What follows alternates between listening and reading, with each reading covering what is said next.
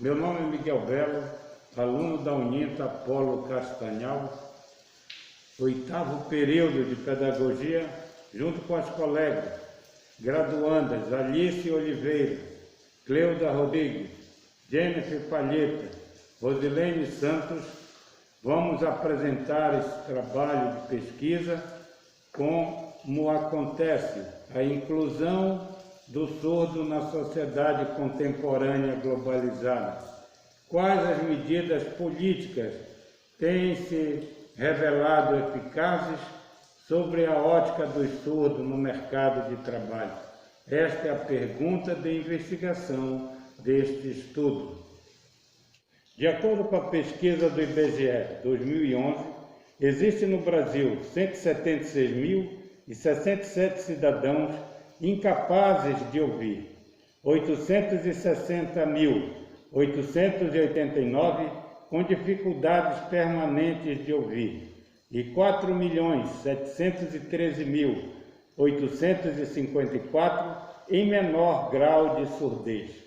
Segundo Viana, 2009, o Brasil apresenta uma das menores taxas de surdo no mercado de trabalho.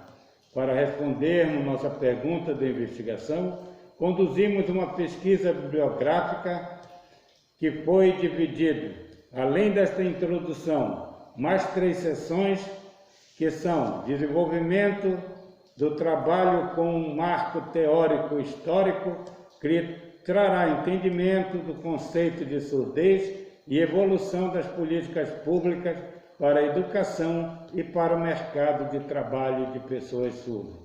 Concluímos este estudo com nossas reflexões e a bibliografia pesquisada para formular nosso trabalho. Meu nome é Cleuda Rodrigues, sou graduanda do curso de Licenciatura em Pedagogia no Centro Universitário Uninta Polo Castanhal. Vou apresentar uma parte da pesquisa feita por nossa equipe, que escolheu como subtema o surdo no mercado de trabalho. Sabemos que o surdo, eles têm uma história marcada pelo sofrimento, e isso vem de décadas, até mesmo séculos. Alguns autores afirmam que todas essas transformações foram de interesses políticos, filosóficos e religiosos, e não educativos. Quando eu digo não educativos, é que muitas décadas atrás, a elite, que era a classe dominante, ela não tinha interesse que o surdo aprendesse a se comunicar, muito menos interagir com a sociedade. Até mesmo por pura ignorância. Mandavam matar ou, quando não, os tratavam como monstros. Essa concepção que se tinha de que a educação ela é subordinada ao desenvolvimento da expressão oral, ela enquadra-se perfeitamente com o modelo clínico terapêutico da surdez, valorizando a patologia e a deficiência biológica. A surdez, vista por esse ângulo, ela não pode ser entendida como uma fatalidade ou como um mal que deva ser corrigido pelos avanços da medicina. Precisa ser aceita e respeitada. No momento que eu aceitar o ser humano como ele é, aí sim teremos dado um grande passo para a inclusão. Na pesquisa feita, estima-se que 25% da população mundial grau de surdez. A doutora Nídia Lameira de Sá, ela define em seus estudos que o surdo como sujeito, ele apresenta uma deficiência auditiva, seja ela leve, profunda, congênita ou pré-linguística, e usa uma linguagem diferenciada para se comunicar. Os níveis de surdez também são variáveis, que vai de 30 decibéis, 60 decibéis, 90 decibéis, até maior que 90 decibéis. Deficiências de 30 decibéis, elas são aquelas perdas consideradas como leve, em que o indivíduo ele sente a dificuldade para discernir os sons em distâncias maiores de 1 metro. As perdas de 60 decibéis, elas são consideradas como moderadas, em que o indivíduo ele sente a dificuldade em entender palavras ditas a menos de 1 metro. Já as perdas de 90 decibéis são consideradas como grave, porque nelas o indivíduo ele sente a dificuldade de discernir a conversação mesmo a menos de 1 metro.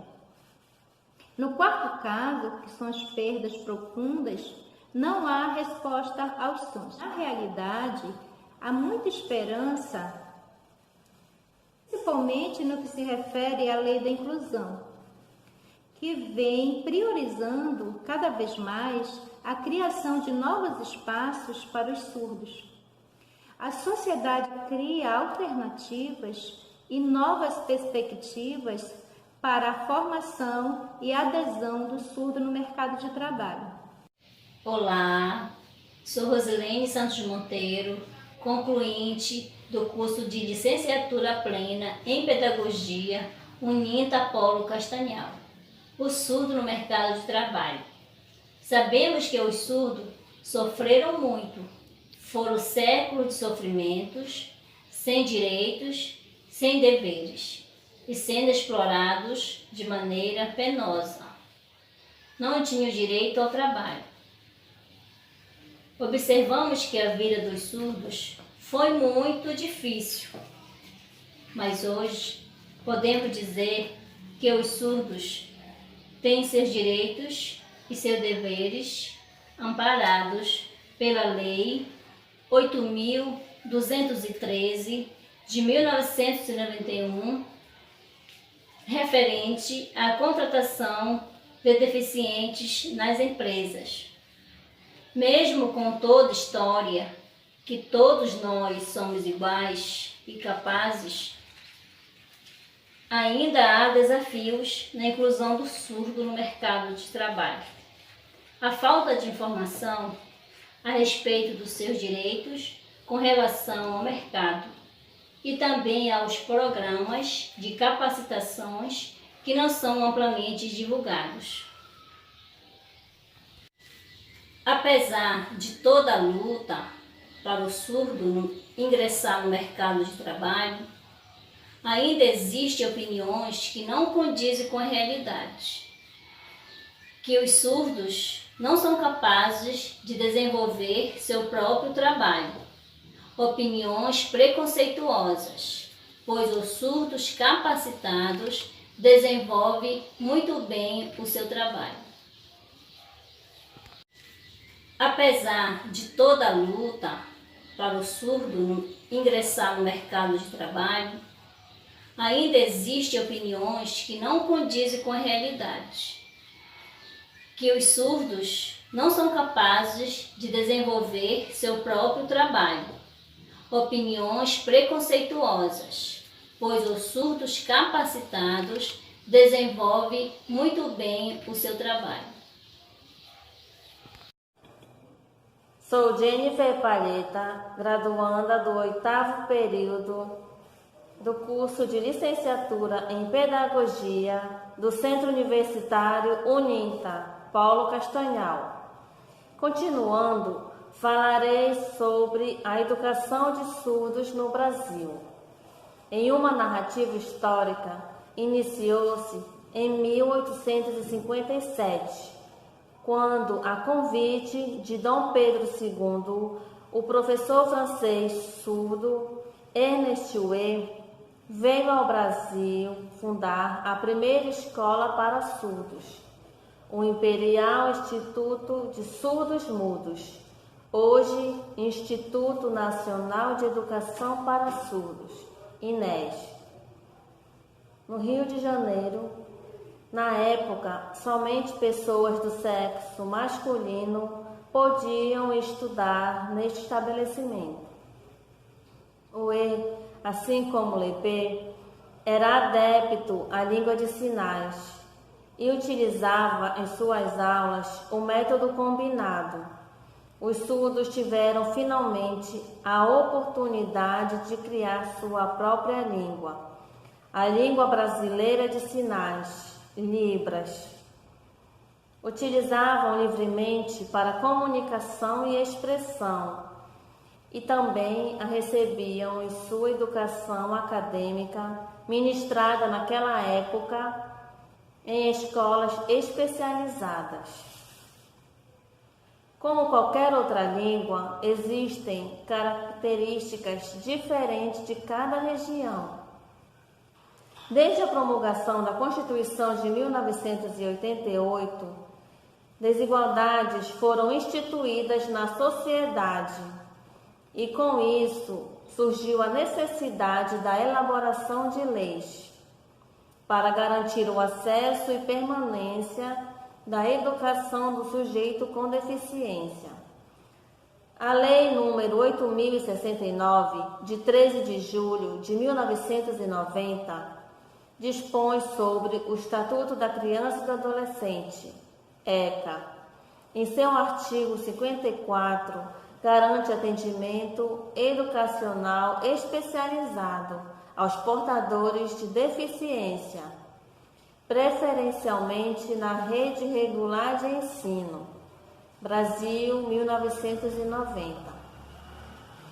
A necessidade de assegurar legalmente o direito à educação das pessoas com deficiência, para tanto, a Lei número 10.436/2002, regulamentada pelo Decreto número 5.626/2005, garante, entre outras providências, a educação bilíngue, Libras, língua portuguesa, para que a tão almejada educação de qualidade aconteça sem prejuízo à pessoa surda. É como se fosse uma forma de compensar anos de sofrimento causados por diversas instituições de ensino.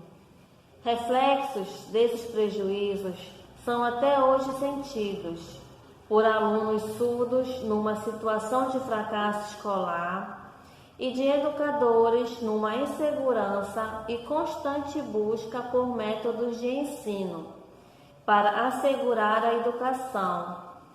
Todos são iguais perante a lei, sem distinção de qualquer natureza. Artigo 54 da Constituição Federal de 1988. Olá, eu sou Alice Amaral, formanda do curso de Licenciatura em Pedagogia da Universidade UNITA. Estou aqui para abordar um ponto de extrema importância de trabalho para a pessoa surda no Brasil. O mercado de trabalho é concorrido para todas as pessoas.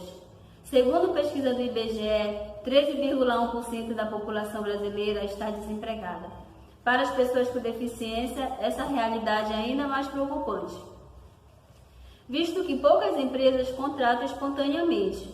Para mudar essa realidade, é atuar na inclusão de pessoas com deficiência no mercado de trabalho, a Lei 8.213/91, que determina que empresas acima de 100 funcionários devem preencher de 2% a 5% de seus postos com pessoas deficientes ou reabilitadas nas seguintes proporções.